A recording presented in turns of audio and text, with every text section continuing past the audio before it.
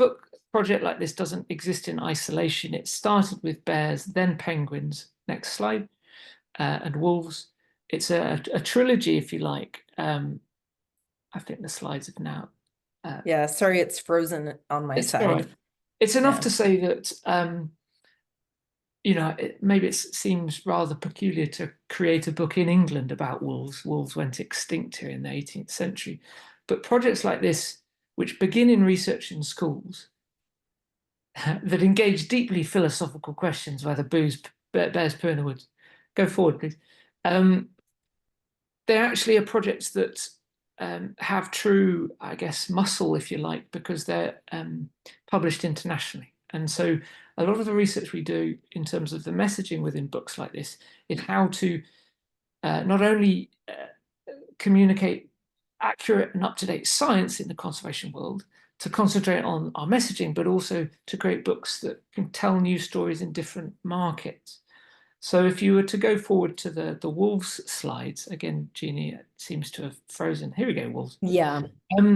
This book came out in America last week. It was been out in England for a few weeks and will be out in a number of countries in the next year, and France and Germany most notably, and then editions in China, Korea, and Japan next year. So the true value of a book like this, I think, is in introducing perhaps certain communities that don't necessarily always have positive messaging for certain animals, to try and introduce a new kind of storytelling.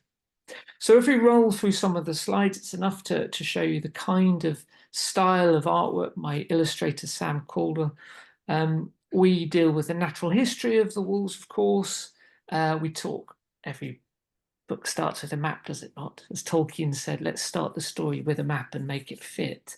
We talk about species distribution. We talk about the canid family more generally. For many children, when you talk to them in schools about animals, of course, they want to talk about their pets. I should say I haven't talked, we did some workshops in schools in the making of this book. Once the book comes out, in fact, all through this term, we'll be doing events. And it's then a project like this has a second life, because it becomes a means to do workshops in schools, to talk to children about their feelings and attitudes towards animals. There's history, of course. We talk about how certain species evolved, and there's future-facing science. Storytelling, of course. We could fill a whole lecture, could we not, on the bad stories told about big bad wolves and the role of all kinds of media in shaping narratives about animals. But within a book like this, I feel it's far richer being able to layer the stories, both science, history, and forward thinking, as much as you can see some very beautiful illustrations.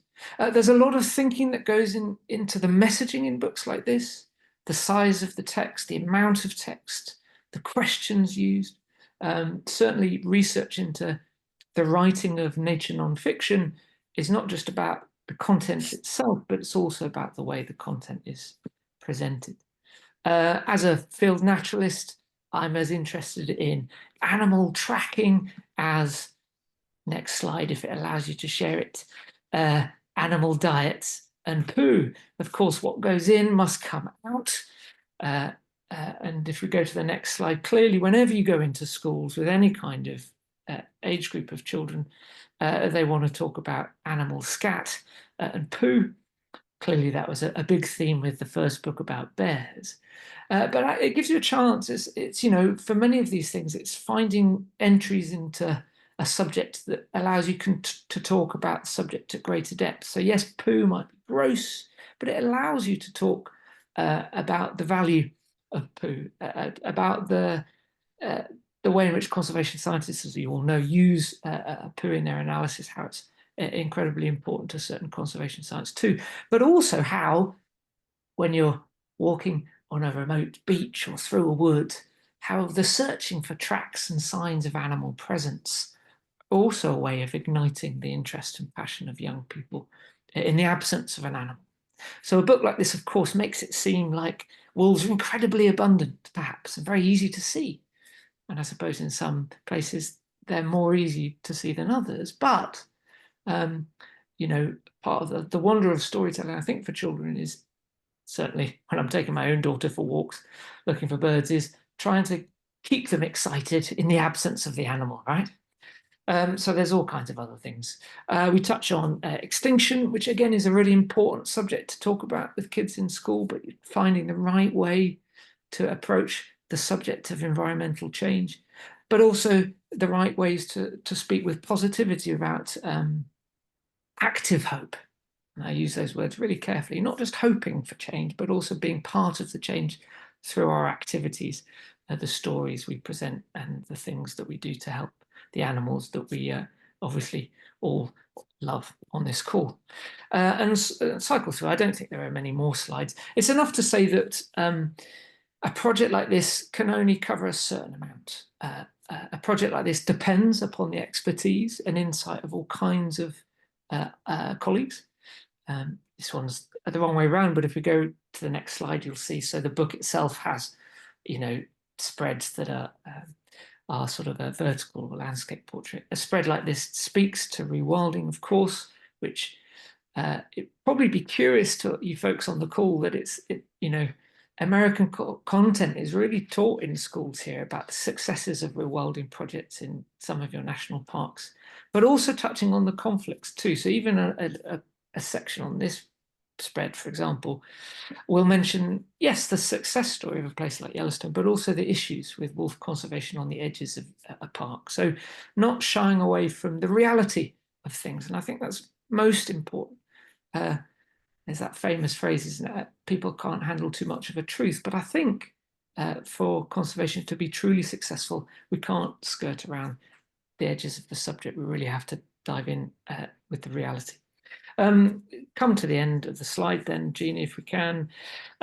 Did you know that there's a Wolf Awareness Day? Did you know that, of course, there's a Wolf Awareness Week? Are wolves afraid of the dark? A silly question, perhaps, but it allows us to speak to the fact that not only through animal sentience, I know for a fact that wolves dream, my dog is dreaming as we speak on this call, but it allows us to think about what things wolves might be fearful of at night time, not least the most dangerous animal of all, humans.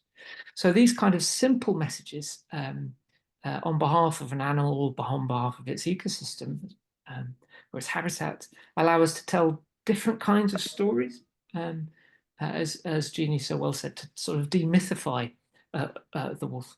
And there will be other animals that we tackle in this series as it goes forward. The book is just a book. I think sometimes the role or the value of books or films or certain photographic projects to change people's minds. It's perhaps almost expecting too much of culture, but clearly we can do our bit in trying to change the tenor of public debate on a subject, or inspiring a generation to love animals and as much as perhaps we do, or more than we do.